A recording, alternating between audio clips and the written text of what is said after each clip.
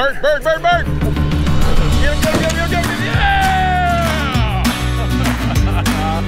Ron Boehme was right. Ron Boehme was right.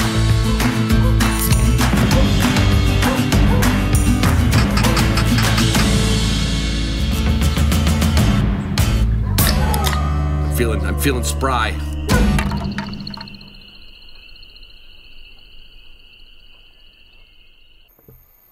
Okay, so Sumi, it's Tuesday.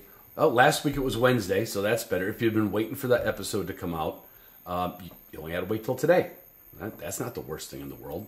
What the worst thing in the world would be is going into this hunting season without our title sponsor in your pocket and on your dashboard, on your phone, on your iPad. That's OnX. It's the #1 GPS hunting app, period.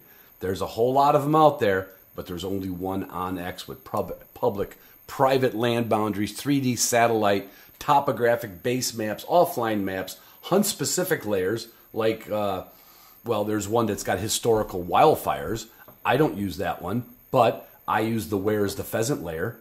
Yeah, check out your new, and OnX, has a, like many of my sponsors have discount codes for patrons. OnX gives one to all listeners, HDP20 for your elite OnX. Don't go into the season without it, okay? Don't go into the season without your gunner crate, and look at the food bowls. The food bowls, well, go figure, the food bowls sell out quicker than the kennels.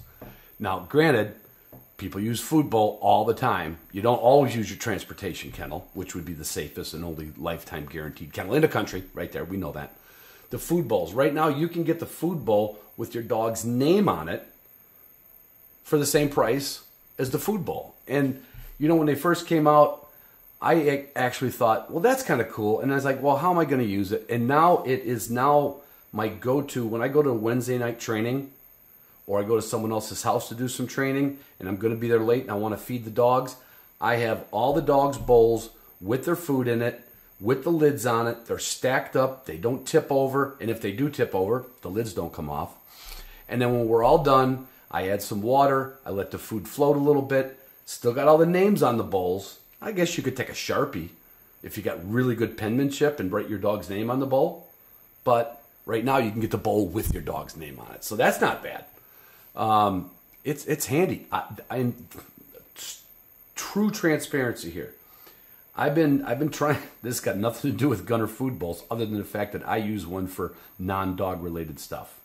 Okay, I have a gunner food bowl in my truck because it's got that punch lid, and I keep my change and my wallet and my phone, and I quit using that little compartment between my seats because it just gets too full, too deep, and I use that for like an accessory.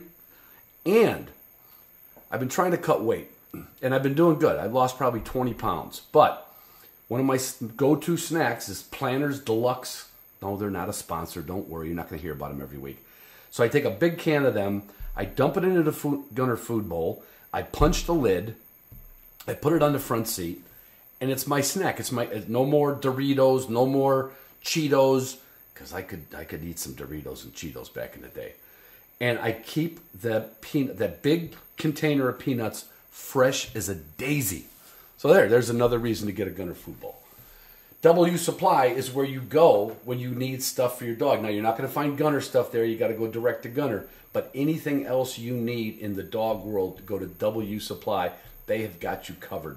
Especially if you haven't gotten your Garmin training and tracking collars, whether it's the 550 Plus or the Alpha Series, it doesn't matter. The new collars or the new LTE, you go to W Supply and you'll feel like you're buying it from your neighbor instead of a stranger. That's the feeling you'll get. That's why you buy Garmin. That's why you go to W.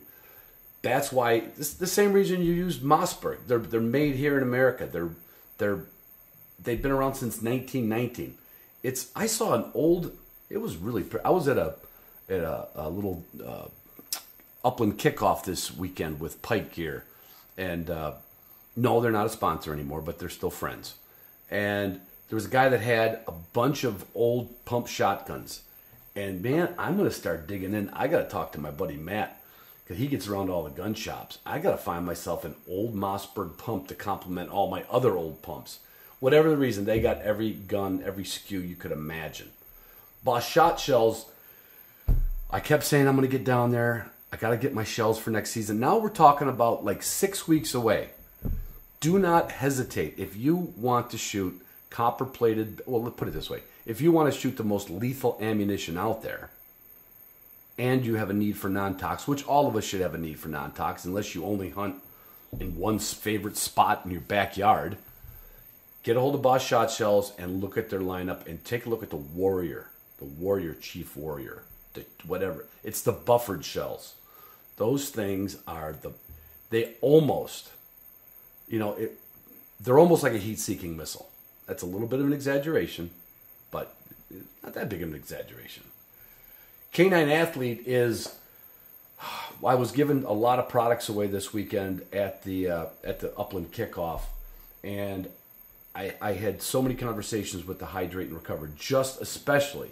Now, if you're a cold weather hunter and you don't even get hunting until it's cool out, yeah, maybe you don't need that. But if you're training right now, if you're just exercising your dog right now, and you're going to be out in early season, Hydrate and Recover for your dog is just as important as it is for you. Now, I'll tell you what, I'm getting, this is this is from Canine Athlete, parent company Wilderness Athlete, which everybody gets a discount on that especially. Well, everybody gets one off for the code Canine Athlete, 25% off your first purchase. But I am working with the Smooth Joints bundle, because I'm telling you what, my joints have been killing me. Not my knees feeling better because I lost weight. My shoulders are killing me from jiu-jitsu. And it is starting to make a difference. So there's so many things you can do to improve your hunting season. One of them might be just fixing your shoulder pain, or your knee pain, or your hip pain, or whatever pain. You're not going to be able to take any of the Purina Pro. You're not going to be, frick. Try to make a nice segue from that to Purina Pro Plan, but how could I do that? You don't need to. Purina Pro Plan is the one food I've been feeding my dogs for centuries, because that's how old I am. You are not going to find a better lineup of food. I will give you here's a testimonial. My friend Tracy Breen had a dog with seizures, and he said, I'm going to try the Purina. I forget what the brand, it's not a Focus, but it's for neurological problems. And he said the dog hadn't had a seizure in a year. He went on the cheap. He decided to say, I wonder if the dog is over seizures. He took the dog off that, and the dog had a seizure, I think, within a month. Maybe not on the exact date. Anyway, they make, because they're the only company that can do that kind of research for every one of our hunting dogs, including Tracy's turkey dogs. Yeah. Walton's has everything. If Walton's was Purina, that's what they should join up forces. Just think of the lineup they'd have, because the Walton's catalog is the only catalog bigger than the Purina lineup of food and the W Supply Company, and they got more SKUs than Mossberg. Walton's has everything you need to make a wild game kitchen, and they have a promo code of HTP10 for just you regular listeners, and of course they have a bigger one for patrons, just like Marshwear. I am rocking my Marsh every day. Every day. My wife is getting, she goes, don't you have anything else? I said, well, it's the only company I've got that's going to send me free clothes. But you can save 15% with HDP50 with Marshwear. Go look at their summer lineup of shorts, fishing shirts, lightweight tech hoodies. I'm telling you what, and you will not be sorry. And of course, patrons get a bigger one. I keep saying that, don't I? Well, a lot of people say that. I had my four-wheel camper Model M on display at the Upland kickoff, and I got a lot of eyes on it. People climbed up in it. People wanted to take a nap in it. I wanted to take a nap in it by the end of the day. It is the only camper that you can customize, make it just perfect for your bird hunting trips. I don't care if you're a waterfowler, an uplander, or a turkey dog, or a houndsman. The four-wheel camper Model M will keep you out of motels and with your dogs. Yeah. The last thing you need, and I don't mean it like the last thing you need, the last thing you need to forget is ArxusUSA.com, Arxus boots. If you've been putting off a rubber boot, I understand it. If you've been buying muck boots, well, personally, I don't understand it. because they fall apart, they don't last, they're junk, okay? They're just compared to a real rubber boot. None of them in this country, unless you go to arxisusa.com, you will not be happy with a rubber boot until you go there. That's it. I think Arxis. Oh, did I talk about Patreon? Oh yeah, I mentioned a lot because hey, I'll tell you what I did just do. Got a lot of new patrons this month. That was great to see. Thank you very much personally. I send everybody a personal little email. I mean, it's basically the same, but if you need anything, get a hold of me. What can I do for you, kind of thing. And I just released episode 7 of the History of My Dogs. Now that is stuff that I record once a month, and I started with the beginning, and now I'm only up to Zygon. So there's going to be about a year's worth of content there. It's called History of My Dogs, Part 7. I just released that yesterday. That's something that patrons get, along with the Zoom room, along with everything else. Did I mention the Upland Institute?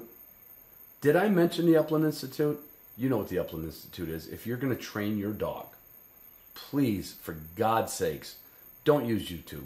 Don't jump around looking for 10-minute this and 5-minute that and steady dog with no this and putting a collar around the dog's ankles. I mean, pretty soon, where else are they going to put a collar? They put it around their waist. Now they're going to put it around their nutsack. Don't do that. Get the Upland Institute. Take the foundations course with your dog, even if it's not a brand new puppy. You can transfer all the stuff we do in the Upland Institute Foundations course to your dog, hit the restart, hit the press, Control-Alt-Delete buttons, and get your dog ready for this season. And if you're a Patreon patron, well, you know where I'm going with that. I love you guys, I love you girls, and I love the fact that this podcast and probably the next 2 are all about just friends I've made in NAVDA. We're not talking about dog training. We're not talking about just hunting. We're not bragging about our dogs. We're talking about how our friendships developed and little side stories that go along with it. In fact, I've got another one I'm recording at 1 o'clock today with a neighbor. I ran into a new neighbor that moved down the street from me. He's a beagle guy. And I said, get your butt over to the kennel. Let's have a beer and let's talk dogs. Make friends every day in the dog world. And these are 2 more friends that I made years ago, and I got to see him again, and it was just fantastic to sit there with the microphone on, not have an agenda, and just tell some stories. God, that's what this is all about. Really. Well, we've had worse situations to do a podcast in. Yeah. I'm going to say it properly, I'm at Tammy and Brent Kroll's house. Not Brent and Tammy's, Tammy and Brent's. That's right. And we're up somewhere in northern Michigan. We just came home from John McNeil's memorial service.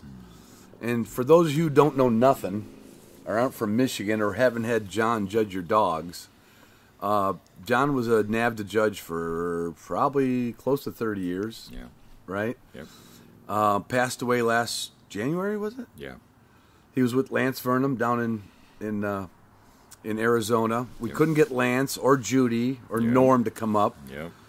And Tammy and Brent invited me. Told them I didn't really want to go home. I didn't have to be home till 10 o'clock tomorrow morning. And they said, "Well, come on by. We're gonna have was it a steelhead? Steelhead and steak." I'm like, don't offer me this unless you mean it. In a keg. In a keg. And then they have, what is this beer? Shorts? What? This is Shorts, tourists only. Tourists only? Yeah. I'm enjoying the shit out of this stuff. It's a juicy IPA. And Brent and I have known each other for, off and on. I mean, from back in the NAVDA days at the Southern chapter. 12 years. Long time. Yep. And then you moved up north, and we still see each other here and there. And it was just great to see you at the, at that memorial service. It was a surprise. We went there thinking it was going to be a NAVDA memorial. Oh, that's perfect sound. We need sound effects. I asked Brent, no, keep the dogs going. Then people know we're not in a studio.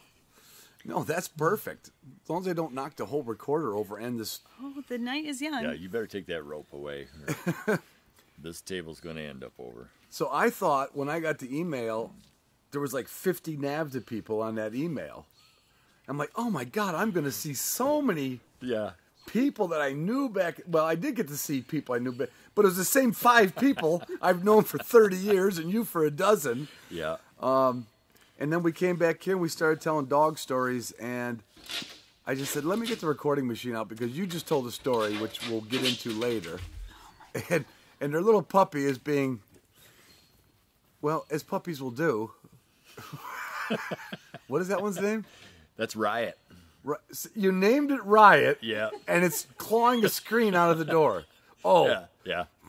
Genius move. Oh, Brett. yeah. Genius move. Well, it fits. Yeah, you always got to be careful what you name the dog. But just to go like, I know when I met you, it was Tika. Yep. It was Tika your was the short first hair. dog. Yep.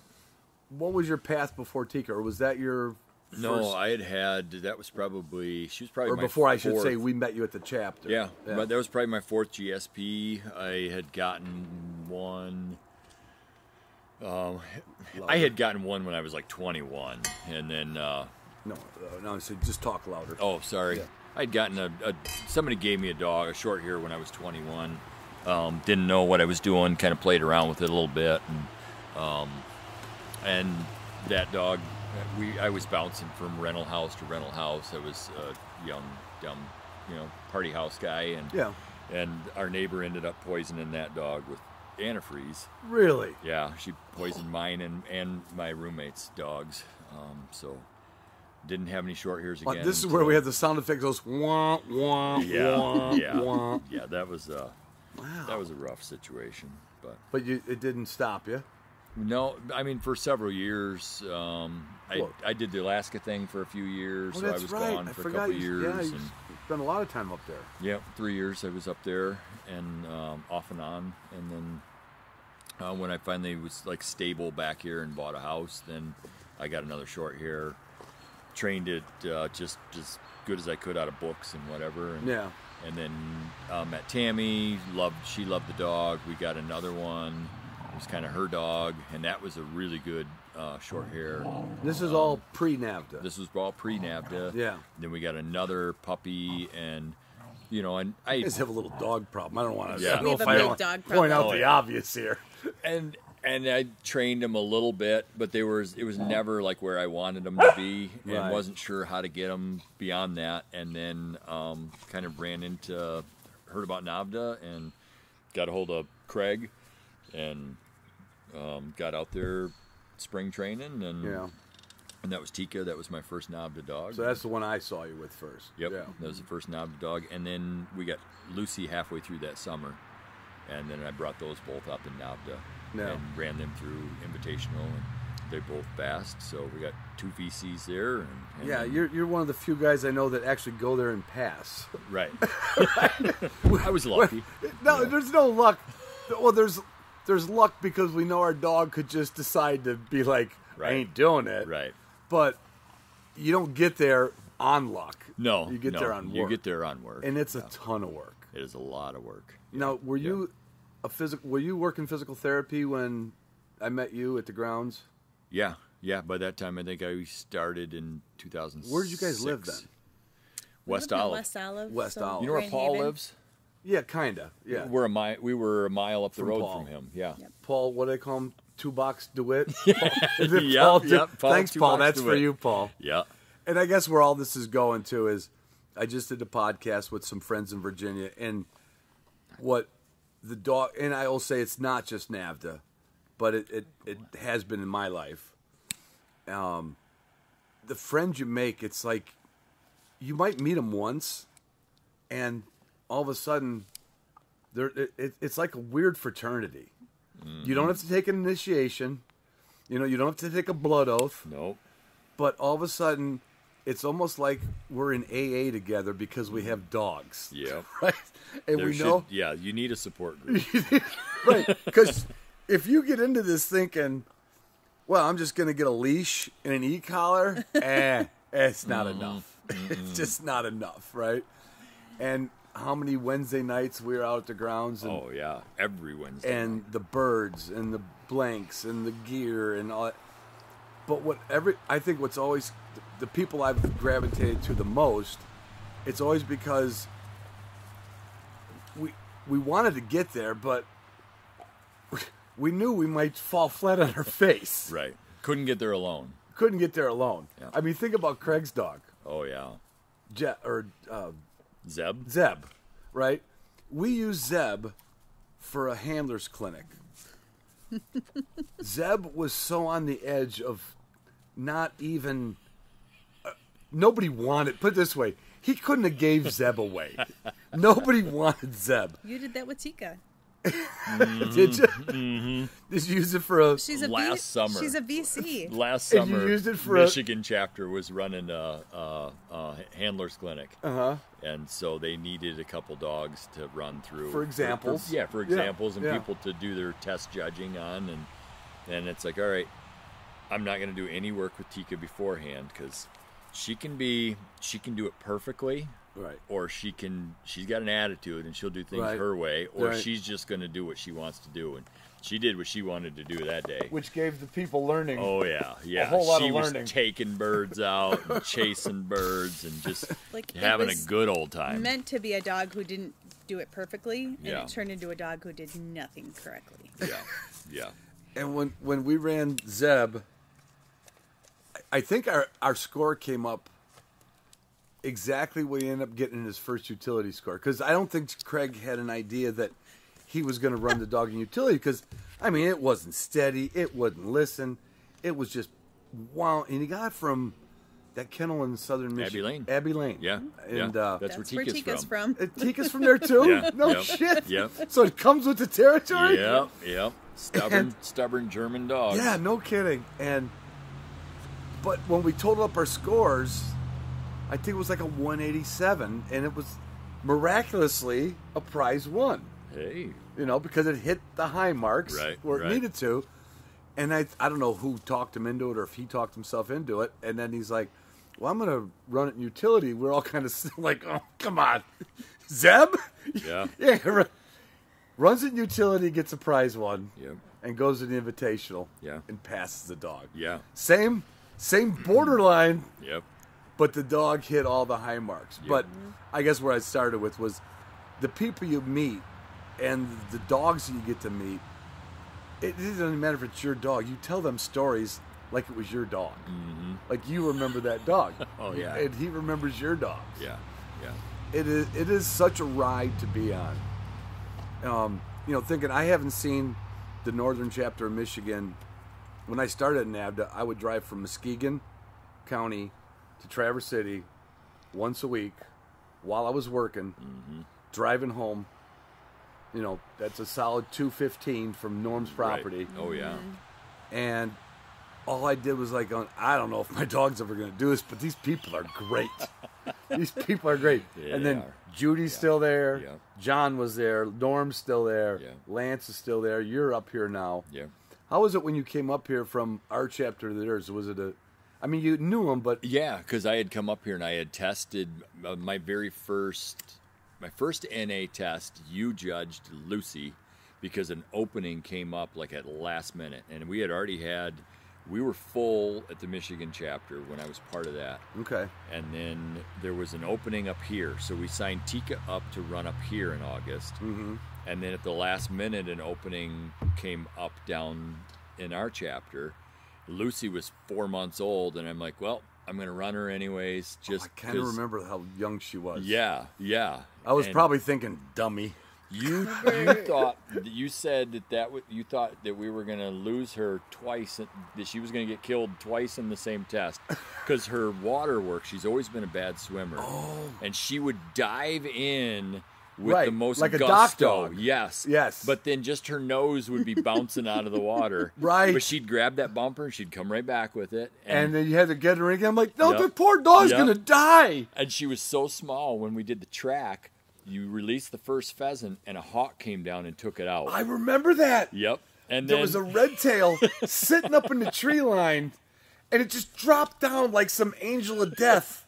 We're like, we're gonna have to get you another pheasant. Yep. And our puppy was the same size as the pheasants. Oh, absolutely. Yeah. You know, there's only one other guy that I remember in the chapter, Randy Carmoni. Randy, he has Weimaraners. I think he's from northern Michigan. Huh. He knew Jerry. Okay. And he showed up at a test, and it was the same thing, 4 months old. I'm like, he goes, well, there was an opening, and I was running a utility. Yep. So what? I'm going to do it. Yep. And I'm like, oh.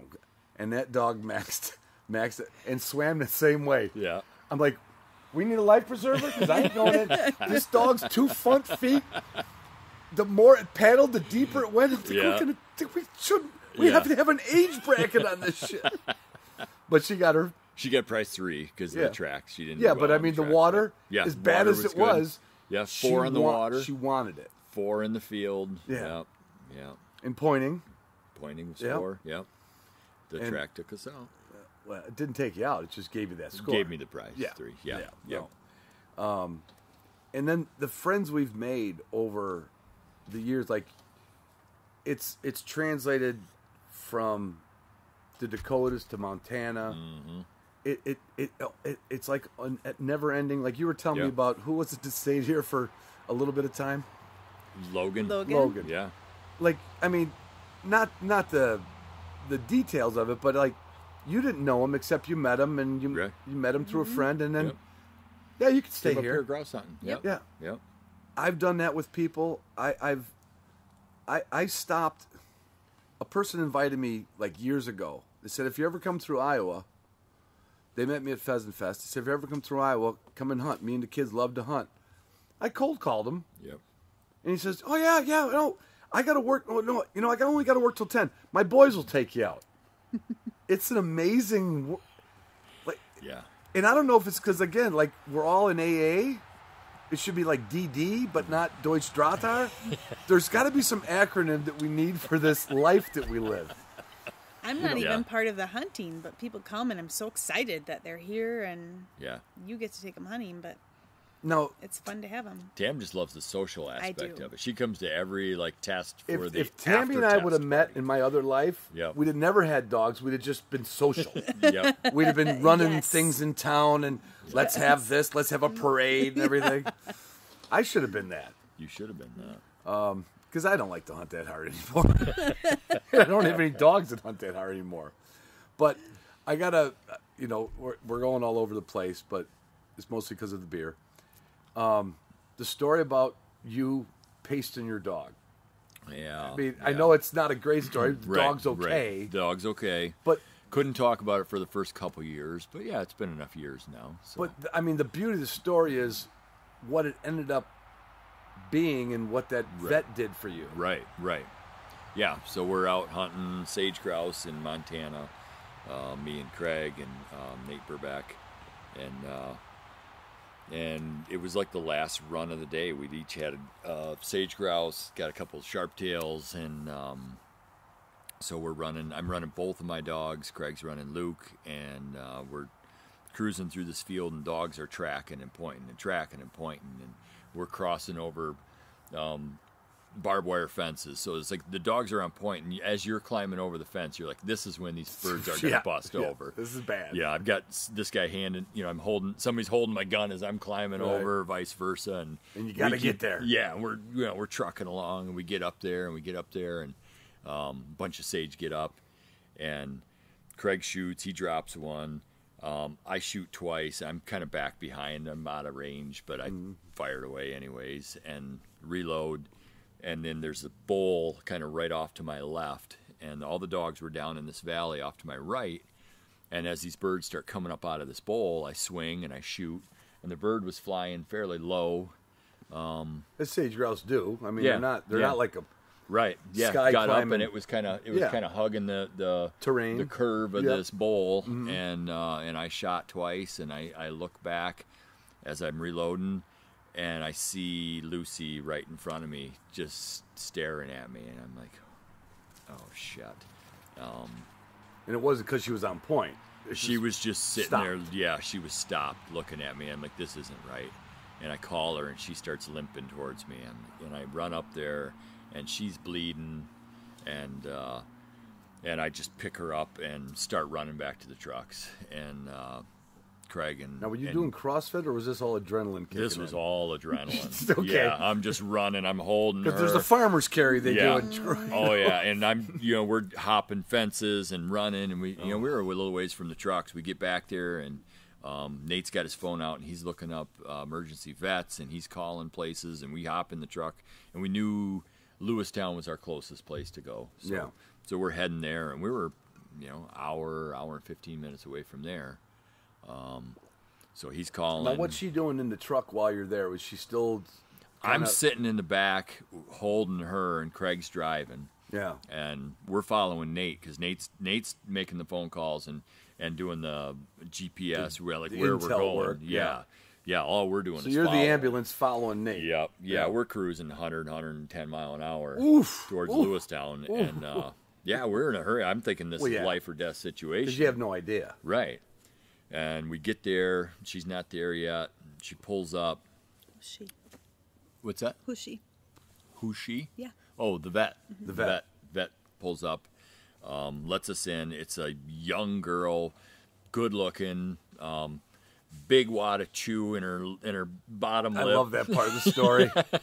Never spits the hour and a half I'm there working with her. Just this massive wad of chew.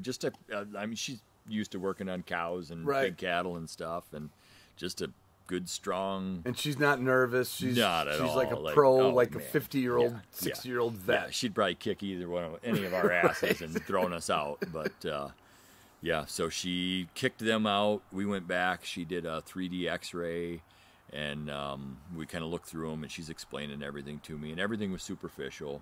It had made it through the hide, but didn't make it through any of the muscle. It was just sitting in between. Didn't get to organs, obviously. No. She said it was nothing to worry about. There was one in the right toe that she said that could get into that joint. If it becomes a problem, then talk to your vet and you can get it taken care of when you get home. But gave us some antibiotics and stuff and said you guys should be all right. And, I'm in there for an hour and a half, and I come out, and Craig and Nate had been sharing a bottle of Blanton's with the camel, and the whole time they're pretty lit up by the time I got out of there. But she was fine. And didn't you say they came in and she explained the whole thing over to them? When we were all done, then she brought them in, kind of showed them the X-rays. It went through it with them. How many pieces of shot were in the dog? There was dozen. There had to be 20. Ooh. Yeah. Yeah, I was shooting 6s, and I mean she was a ways out. She was probably 80 yards from me when I. And the but grass. It could have been the eyes. It could have been the nose. Yeah, it could have been anything. Yeah. The grass was tall enough. I never saw her when I was swinging, and it was just. I thought she was down here, and she was not. Right. She was not where I thought she was. So I thought the beauty of the story was because this didn't happen to me, but one time in Kansas, I had a dog cut his ear on barbed wire. Mm-hmm. And this is going back to like not just dog people, but even the vets out west in a rural area. I mean, we tried the sock on the head. We tried stop bleed. This thing is those ear bleeds are the worst. It's just dripping like a bad sink. Mm-hmm. And I go to this vet, same thing. Call the vet. Of course, the vet's number is his home number too. Yep. And he meets us there. And he puts like silver nitrate on it, and then he had he tried that and it didn't work. Then he had cauterize it. Yep. And he says, now I wouldn't hunt him tomorrow. And he says, and I probably wouldn't take him home tonight. And I said, do you have a facility here? He says, yeah, we got a kennel. And I think he charged me like $60. Now your dog was gunshot. What was your bill? Right. It was like $250 for her to open it up after hours, do X-rays, antibiotics, and some pain meds. That hardly covers her chew bill. I know it. Yeah, it was ridiculous. Oh God, why isn't that everywhere? I know. We couldn't have had just a normal. How long before she hunted again? I want to say. I think I hunted her that trip. I think I hunted her the very end of that trip. But did she feel like, was she pretty much normal the next day, or was she still like... No, she was down for, for probably 2 days. Why did you shoot me? Right, yeah. She was Tammy, not feeling right. Were you out there? Or when did you hear about it? No, I was here, home, and then it was kind of hit or miss when you could call me, so I didn't expect anything, but you called me one night, and I was sleeping, and I said, oh, hey, how's everything going? You're like... not so good. And I was like, oh, what happened? And you said, I shot Lucy. Oh. And I remember sitting straight up in bed and being like, what? You're like, everything's fine. We've been to the vet. I'm like, luckily you called me afterwards, which was fine. But I was sleeping and you're like, I shot Lucy. I was like, I sat straight up in bed. What? And obviously the circumstances were very accidental and not at fault. But initially I'm like, what the? But at that point, she was already fine. And everything. So you knew she was I fine. would say anytime you shoot your dog, you're at fault. Well, but you know, Yeah, I mean, that you was didn't. a big fault of mine. And yeah, No, but it was already over, and she was okay. Right. Yeah. So my initial. She was okay, but it's like, still like. Yeah. It's still, it's always hangs It with hurts. you. I just Yeah. will never You forget. shot I your own literally dog. sat straight up in bed. What? And then you told me what happened. I'm like, okay. My buddy Jerry, years ago, I had my first short hair, or I would say my first good short hair, Queenie. She was, you know, I wasn't involved with NAVDA. I didn't know what steady to anything was. But she was a staunch dog, so typically you could get in on the action. Yep. Pheasant's going to fly faster than a dog. Yep. And everybody shoots at the birds. We know the dogs are in danger. Right. Right? And when Jerry pulls the trigger, she takes this forward barrel roll. And I said, you hit Queenie. He goes, I didn't hit Queenie.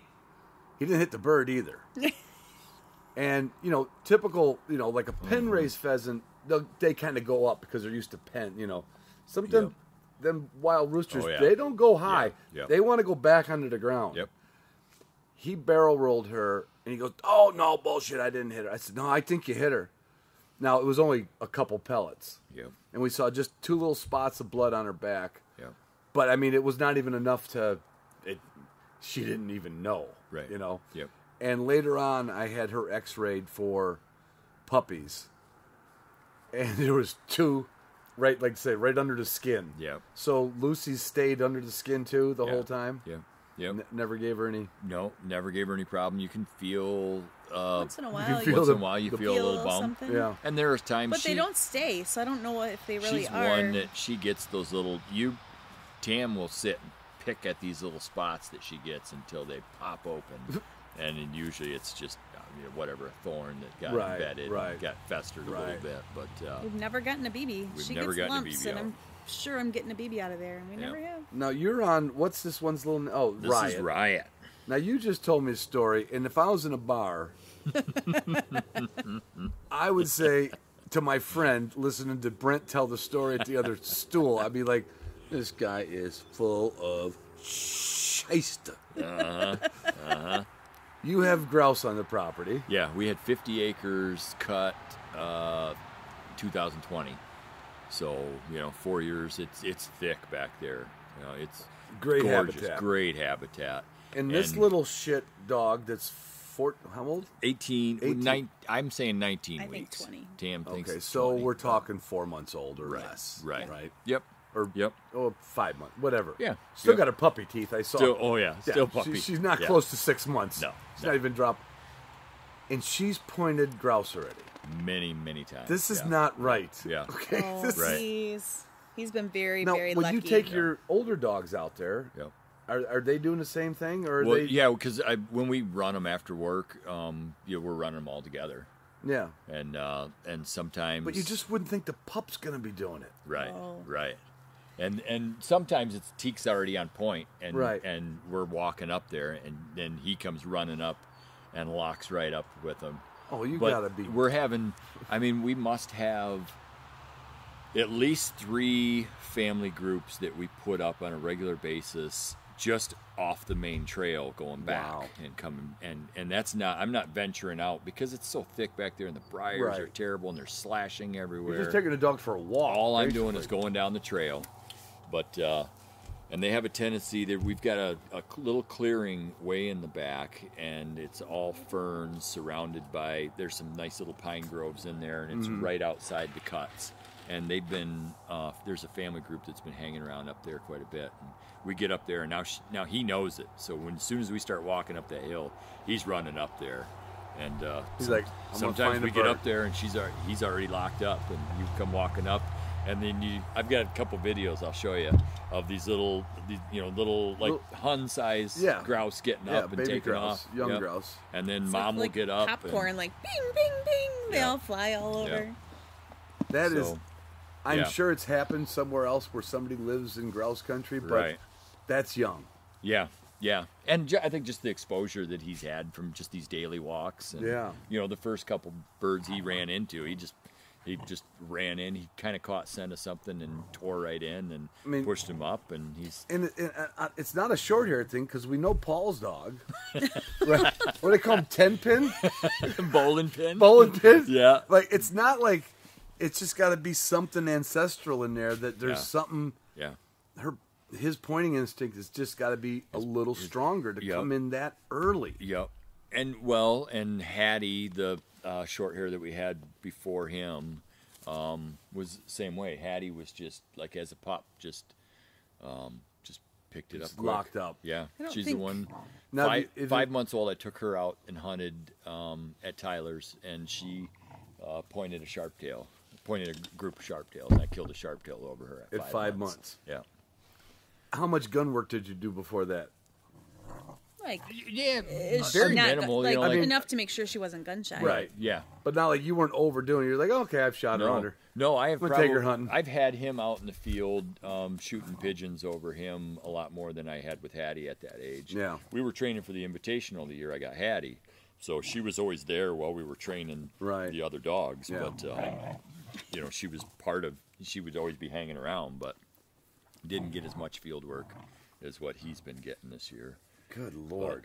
And then once I started putting birds out in the field, like his range just went crazy. So once he started finding out, hey, I hit this field and there's birds out here. He wants to get to that field. He's covering some ground. And that's what brings us. And then once we started bringing him back here, we'd go run a field a night, put a couple birds out, come back here, run them the next day. He'd be out another 20, 30 yards than what he was the day before. And, wow. And now I got to run a GPS on him. We were waiting for him to get big enough to be able to hold the GPS collar. 4.5-month-old dog, you collar. need a GPS collar. I'm putting a GPS on him just so I know where he's at. Peace of mind. Peace of mind. Well, and it's so thick out there that you can't if it's see not on the trail, anything. you can't see him. Right. Yeah. And I've been running a bell, but the bell disappears. And you don't know where they're at. Is he on point? Is he getting out of range? And he's gotten on deer 2-3 times. So twice since I've had the GPS on him, he's gotten on deer. Where the one time I knew for a fact, I heard the deer get up as we were walking and take off. Yeah. And then as he circled around, I heard him kind of cut through the area that deer had run. And all of a sudden, I'm watching the GPS, and he's 60, 80, 100, 120, 130. It's like, okay, you're on that deer. I call him. He's still booking out there.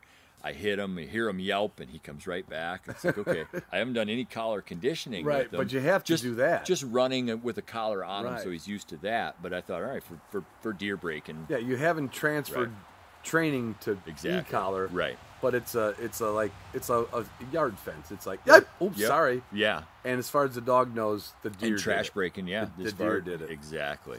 So, but Tammy, now he consistently. Do you hunt some? I don't. You're just these conversations make me wish I did, but I love going along once or twice a year. I'd like to go watch the dogs work, take some pictures, but I usually cherish the days home alone. You cherish them? Yes. Is Brent that difficult? No, he's but a sweetheart. Let's be honest. He's gonna leave and take all the dogs with him for a whole day. It's like a vacation. Yeah.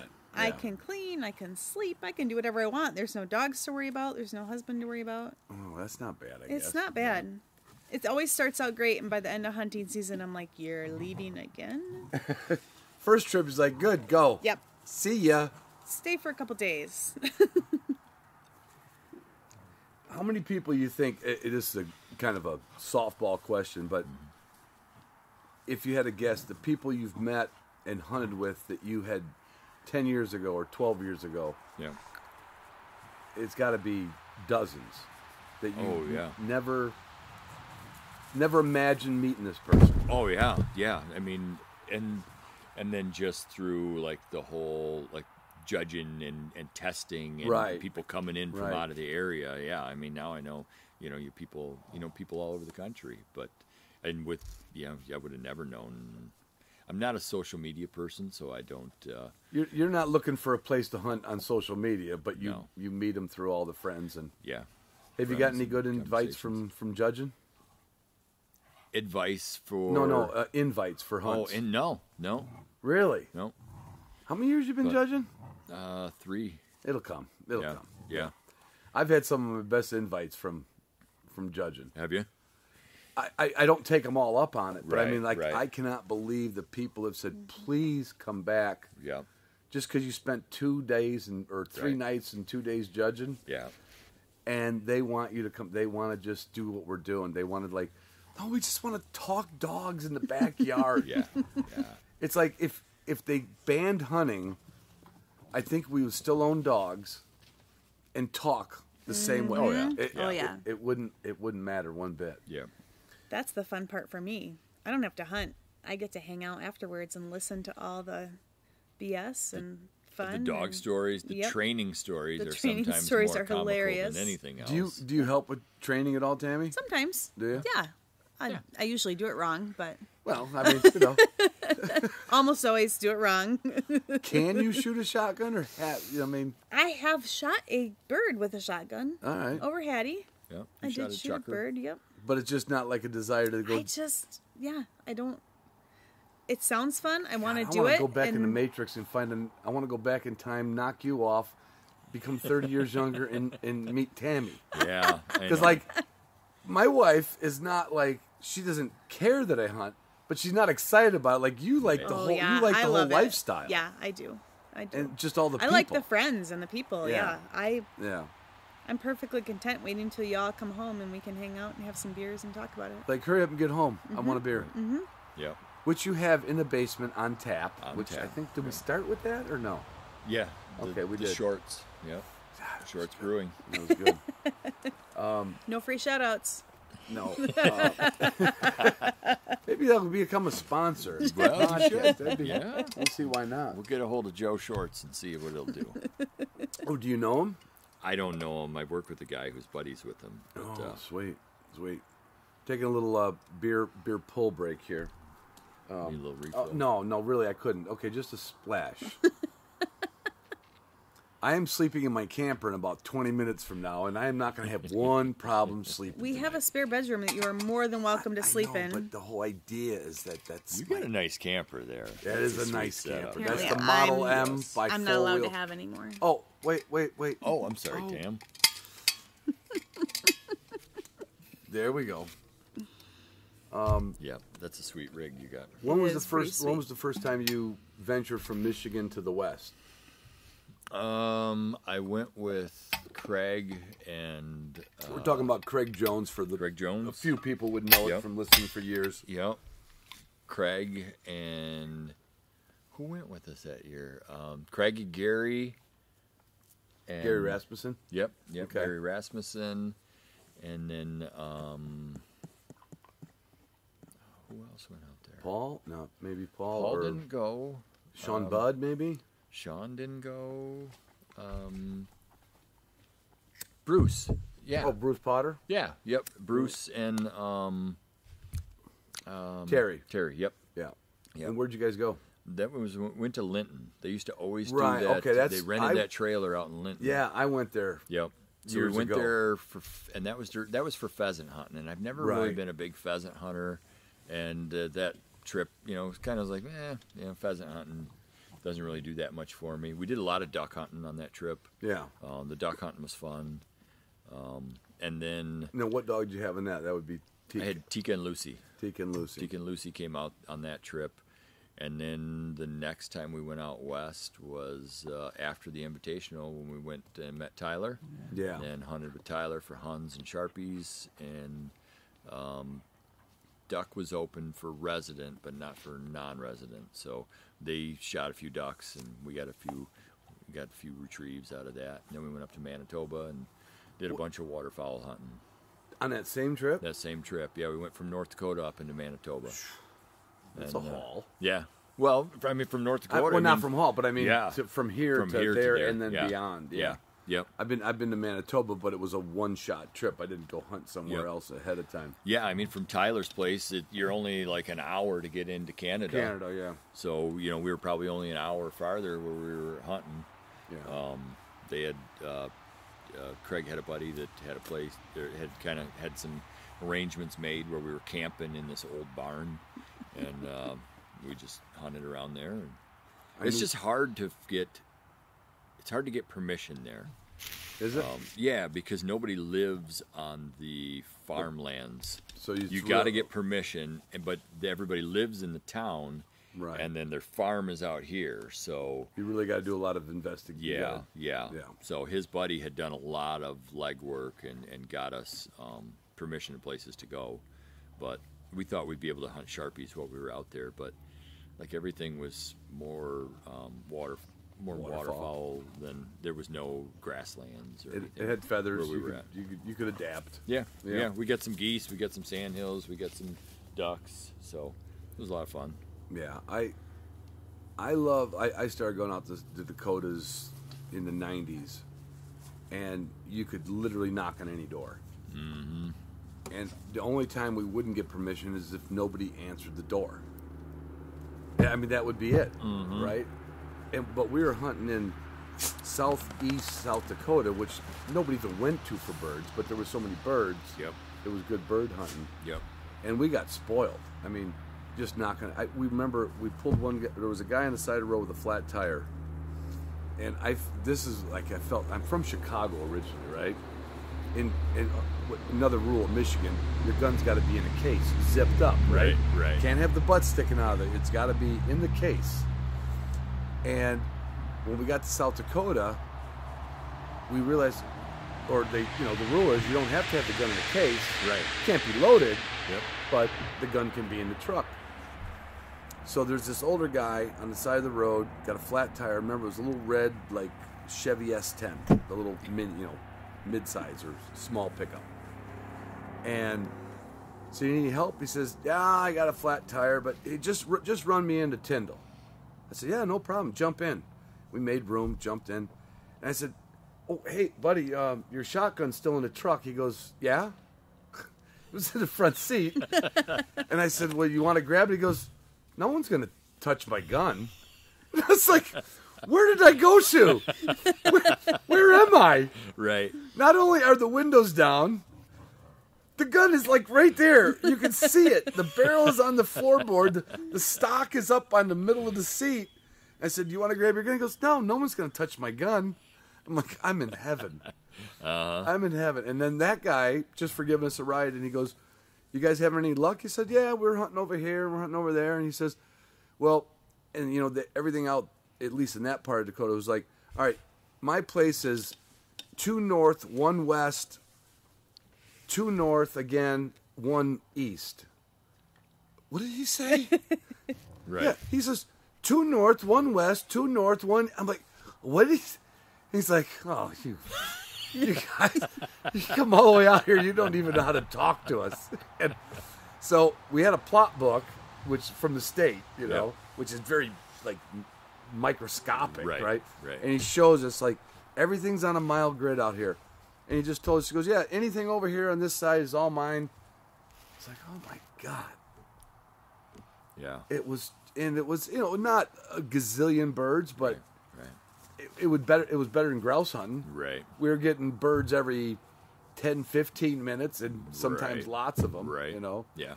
And I love grouse hunting. I mean, it's just a whole different thing. Like you grouse hunt a lot. You're right. Yeah. You're in grouse country. Yeah.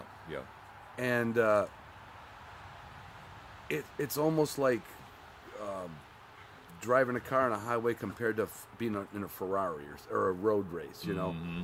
Here it takes like a dedication of like hours and miles and patience and then some days you get it. Yep. It's like the best day. What did you get?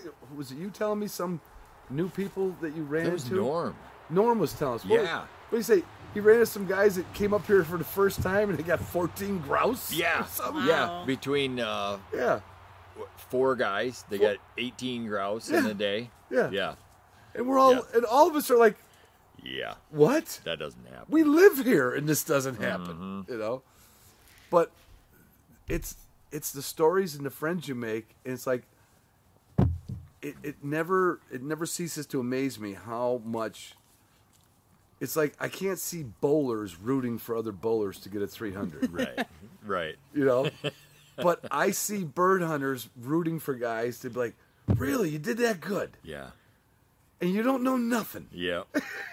And you did that good. I think in grouse hunting, though, when you run into somebody who did that well, you're secretly a little pissed. Well, yeah, maybe for grouse hunting. Because you live here. Yeah.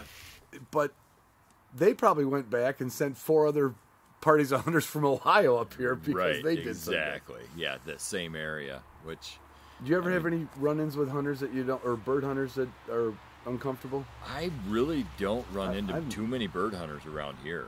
Oh, really? Yeah. And when I do, I don't think I've ever had a bad experience with another bird hunter. In fact, I probably only run into, another group of hunters 2-3 times a year. Really? Yeah. Damn. The one I'm gonna put a low jack on this truck. I'm gonna figure out where Brett's going. The one time I do did. You know how many hours we spend driving around you do on do our some random off time? Like that's what we do for date night. Like let's drive around and scope out most where people the go to a young restaurant. aspens might be. Yeah. We're driving we around. do a little bit of scouting. You do a little bit of A scouting? little bit. Yeah. I'm driving with a girlfriend. I'm like, oh, look at this aspen grove. She's like, what are you talking about? I'm like, this is clearly cut like within the last 2 to 3 years. This is nice. I gotta tell Brett when I get home. You been down Sippy Road? Yeah, we mark them and just keep checking them out. And I was out in South Dakota a couple of years ago, and we go to a lodge, which is obviously I've looked at the birds we've shot. It's 30%, sometimes 20% wild, but they supplement birds. Right. But it's a ball. We have a ball out there. But next to the lodge is a WMA, and then a piece of South Dakota state land. And I went out there. It was 2 years ago. I pull up, and there's a truck parked there, and I'm like, okay, I don't want to walk out. And then I see the guy way out, like to the north and the west. Okay, so I'm gonna go south and west, right? And by the time I get done hunting this little section, it was only like 80-acre piece of state land. And I'm working back to the truck. He's now on the other side of the road working toward us. There's birds getting up, and I'm not shooting, We get back to the truck, and he's like, oh, you blue platers. I'm like, what? That's what they call the Minnesota plate. And Michigan's plate, the one I had, was the pure Michigan. Yep. And so I'm a blue plater. Yep. And I'm like, what? He goes, oh, he says, why didn't you park on the other corner of the WMA? I said, well, I was hunting the state property over here. He goes, you guys just don't care about any, I was like, all my years, I never heard anybody bitch. And I'm thinking, you live in South Dakota and you don't know a landowner that you can go hunting at?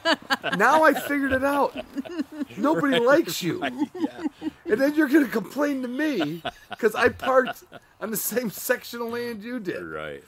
That was my only bad, literally, I swear, my only bad hunting experience. Yeah. I pulled up to places and seen people walking out. I'll back up, and I said, how'd you do it? They said, oh, good, we got in fact, it was in North Dakota. And he says, good. He said, you ought to go, we just came from here, but he said, birds are moving all over. Just tell me, just go right back where we were. Yep. That was the only time I've had somebody complain that I was bird hunting near them. Right. It's just not normal. No. Not like duck hunting. If I have somebody walk in on me while I'm there, and then you get out and they're parked just down the road from you, and they know you're in that spot, it's like, all right, come on, man. I don't stop and that would be confront for them. grouse hunting. Right. I just get the heck out of there. Right. It's like there's enough spots. I don't need to hunt next to anybody. And, and it's just too thick. I don't want to. Well, you don't know where people are. And you usually know it because you shot and their dog comes to you. Right. Yeah. Yeah. I like to stay away from people.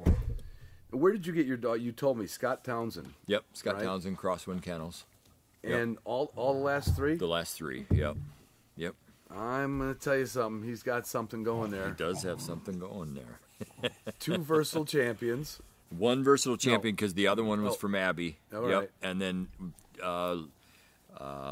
Hattie, who we just lost over Memorial Day. Right. She was from him, and she was just phenomenal, just perfect wild bird dog. Yeah. Ran her through utility, and then pulled her out of the invitational because we were having some fighting issues between the girls, and she was the cause of most of those. So yeah. We were actually really considering getting rid of her until we got them all fixed, and then that cured most of it. Yeah. Yeah. Still a little bit of an issue once in a while, but as far as bird work went, and her dedication to me, her cooperation was just Now, is that a kennel amazing. that pushes you toward NAVDA, or just a kennel that sells good hunting dogs? Doesn't I don't think he cares about NAVDA. He's a Nostra guy. Oh, that's right. You said Nastra. Yeah. But just the So for sure, performance is yeah there. performance and cooperation, just cooperation Yeah, and something you said. drive and the pointing. He's got a bit of a natural backing in him. Had really good luck with them, and kind of sticking with what's working for me. Yeah, so. I would too. Yeah. I would too. And you said the word cooperation, and you know I judged for a long time. You're judging, and when I have a dog that has low cooperation, and I've owned them, Yeah, it is just an uphill battle. yeah, And then the ones that have a high level of cooperation but still have the desire. So obviously, shout out to Scott. yeah.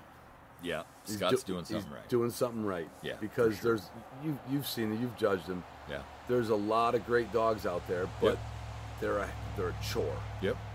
Yeah, and I know there's a lot of guys that will always say, I'd rather have a dog that's a 4 in desire and a 3 in cooperation all day long. Which I guess, yeah, if you had to trade a 4 in desire for a 4 in cooperation, yeah, If it was a real accurate But- score, right, I'm gonna give a shout out to the Federation. If it was a real 1 to 10 right, numerical system, I'm going with the cooperation. As long as it wasn't right. a low desire thing. right, But I want that dog that just is attentive and pays attention, checks in, yeah. that you're not spending an inordinate, like you said about Yeah. train. What were you Yeah. saying? One of your dogs that was just so easy to train because of the cooperation.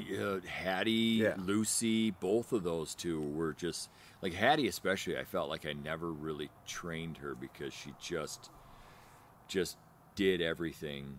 She had all the natural Yeah. stuff, Yeah, and she didn't resent the obedience. not at all. No, And I think that's what Force some dogs fetch do. was like done before. I felt like I never finished it because Right, it because she's just that. Right. Yeah. You try to proof it, and you try to proof it, and Right. it just seems like, all right, I'm trying to trying to get a mistake made so we can do a correction here, and I can't get it to happen. So, She lived to please you, but yet still had the biggest drive of any dog. she had the most drive of any dog but I've she had. still, her biggest desire was to please you. Yeah. God, that's what everybody wants. Uh-huh. A Yeah. motor that loves you. Yeah. Yeah. She was the total package. She was a phenomenal dog. Yeah. Other than that she had definitely a little Owliness, as I call it. Yeah, and it was just with the sisters. Every other dog that we'd come in Not in the contact field with, hunting. she would. Yeah, if she came in contact with anybody else's dog at a training day, she was completely submissive. Just her But these two, pack. yeah, Her pack said, her pack. I don't like you. I don't like you all the time, and don't look at me like that. Yeah, she just had a little chip on her shoulder. Would you clone that dog again if you could? People asked me that one time. That's why I was asking. I don't think I would, just for the headaches that we had With your own dogs and yeah. a bite. If I was a one dog person, that would have been the best dog I could have ever owned. Yeah. But And because you I cloned had, it. Yeah, Yeah. because I had multiple if you knew dogs. that cloning was Yep. real, Yep. for Yep. what we want.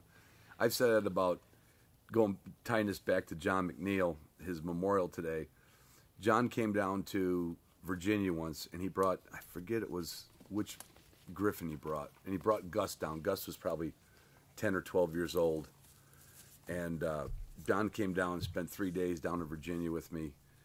And in fact, I think he drove in that Honda Element that. Yep, that Gus drove today. They're not gonna get rid of something that's still rolling. His wheel bearings are still working on. To see Gus drive that today, I was like, oh, I that's know. John's. That's what I said. Like, I said it was- that thing was in my driveway in Virginia. Yeah. And John and I, I was telling Gus, I said we took a picture of the round oak table in the kitchen, and it was full of cigar butts and John's scotch and my beer cans. And he goes, "What?" And we looked in the morning. We're like, "Isn't that a great picture?" And we took our cell phones somewhere in one of my old phones. That picture's there. But he said to me, he says, "Why didn't you ever do anything with Queenie? That was the." He said, I think his words are, "That was the only good dog you ever had." I mean, all the rest were, I loved them, but they're frustrating. Right. Mm-hmm. Right. And she was just, and maybe if I'd have tried to train her to steadiness and duck searches, she might have resented it, and I might have. Right. But I literally could have been a deaf mute and hunted that dog. Yep. Took her out. I never taught her, like, I didn't do calming touch and tie out stakes. Put her on a tie out stake, she waited. Yep. Put her in a truck, she was quiet. Yep. Put her on a tailgate, she waited for her collar gone. And then when she was hunting, shoo, Yep. but then Can't checked ask in. for anything Yeah. else. If I hunted with, first year in South Dakota, I had four people, me and 3. She would literally quarter, like a damn Springer Spaniel in a Yep. field trial. Yep. If there was 6 people, she'd hit the ends. If there was 2 of us, she'd only go, like, how did she know this? Right. Right. So that would be the dog I would clone that one over and over and over. But the side that I didn't like about her was, unlike your dogs and the ones I have now, I like the dogs that annoy me a little bit with pet me, slob on my leg. Yeah. Yeah. On my neighbor comes over and they're on their lap. Queenie didn't have an ounce of affection, like to get petted. Even though, and I've had kennel dogs and house dogs, she literally needed no affection. I was like, I don't know if she really loves me. Right. But I think that would be the one I'd clone. Yeah. Because there was nothing difficult about the dog. Mm-hmm. And, pointed birds, and I wouldn't say she was a great grouse dog, but I shot grouse over, but great on pheasants, great on Sharpies. I didn't hit a lot of Sharpies back in those days, but I wandered up to North Dakota. She handled them. I don't think Sharpies are hard to handle. No. Either, sure, late season, certainly hard to handle because it's still not hard to playing, handle for the right. dog. They're just gone. Yeah. Yeah. But if the Sharpies aren't hunted a lot, Yep. they're not a challenging dog. No. Bird for the dog. No. No, they'll sit tight, and then especially when you get a group of them together, if the dog can't scent that and stop. Right. They're right. not going to There's- scent anything and stop. Exactly. Yeah. A nice wind in the Dakotas. Uh-huh. If they can't know there's a flock of sharptail on Yeah, it. yeah. It's almost kind of like, at some point, I love going out there early, and it's kind of like T-ball. Right. It's like, okay. Like, it's not really that hard to do.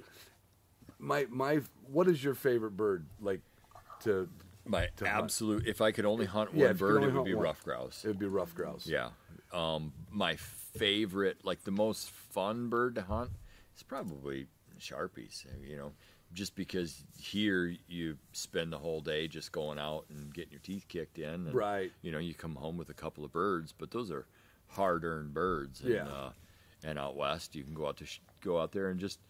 The walking's so easy. It is. The country's beautiful. Right. Just those nice big rolling hills. You can walk- And just watching, here you can't see the dog You can't work see the half dog, time. yeah. And then out there you get to watch everything happen. And just to see that, it's beautiful watching a dog just open up in that I love country. the open country yeah. for that. Yeah.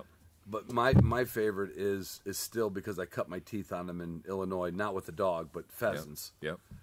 And my first trips early were pheasant. And when I always say, like, a really good wild pheasant Yep. is the most lioness, cheatness, doesn't play by the rule. Like, every time your dog's on point, I can say, oh, it's a hen. Yeah. You're pretty much sure it's a hen. No, you'll get the young bird, you'll get pointed Yeah. roosters, but they, like, to me, when your dog learns to handle, especially a pointing dog. I mean, obviously, flushing dogs are in range. You're in bird country. They're going up. I'm not saying that's not good dog work, but when you get a pointing dog that can handle like low density but handle pheasants, Yep. man, they got that. Just does it for me. Yep. Yeah. I just absolutely love seeing a pheasant go down. Now I'll choke more than half the time. I don't know how you are for shooting. But on pheasants, I couldn't tell you. I haven't hunted a pheasant in years. Since that first Linton trip. Really? Yep. Shame on you. I have not gone out and hunted. Wait a minute. No, there was one year I was at Tyler's and we were leaving opening day of pheasant, and so Tyler took us out. And we hunted right from his house. We hunted for an hour or two before we were all packed up, and we had to take off. And we walked out and did a quick little walk. And but pheasants just don't do it for me. Yeah, and I grew up with pheasants in Illinois, and then when I moved to Michigan, that's what so for quite a few years it was just grouse. Yep. And so like my appreciation for grouse hunting is above my appreciation for pheasant hunting. Mm-hmm. But then when I get out west and I get onto the pheasant, right. I kind of like, if I had to choose, it would be like the balance would go pheasant, grouse. Right. Pheasant would outweigh it a little bit. Only because probably more success on the pheasants. Right. Yeah, I mean, if I'm out in Montana and they're like, yeah, there's great rough grouse hunting here in these mountains. Mm-hmm. I'm not going rough grouse hunting anywhere outside of Michigan. No, because I can do it here, and I you don't need to go. I love hunting it here, right? But I'm not going to go somewhere else to do it. Like I know the numbers are better in Wisconsin. I know they're better in Minnesota, or the UP in some cases, right? Yeah. But I limit myself to 3 birds a day here. Yeah, and 3 pheasants a day or 3 grouse a day is plenty for me. Yeah, and it's work to get those 3 birds. Yeah, so if I can get those 3, that was a fantastic day. I'm done. I can go home. Just hey, that was great. And like as much as I love pheasants, you're right about the grouse. That's a challenge bird. Yeah, you can get a lucky grouse once in a while. Once in a while, yeah. But if your dog handles a grouse, especially in Michigan, and in this area, I mean, this is a highly pressured area. Right, that's what I'm saying. So these I don't feel like I don't feel like I get a whole lot of gimmies. Early season, you can get some gimme would be a trail Yeah. It gives you an open shot. Yeah. That's the gimme. Yeah. But you got to be on that bird so fast. Yeah. And so quick. And that's probably I this is embarrassing, but I probably shoot better on grouse, even though I don't hit it hard the last few years. Yep. I probably shoot better on grouse than I do on open prairies and pheasants, and because I'm good on a snapshot. Right. And I'm not good when I think. Yep. I have the same problem. I don't do well when I have too much time. Yeah. And I told you I did that gun fitting last year. Yeah. And that increased my grouse numbers this past year exponentially.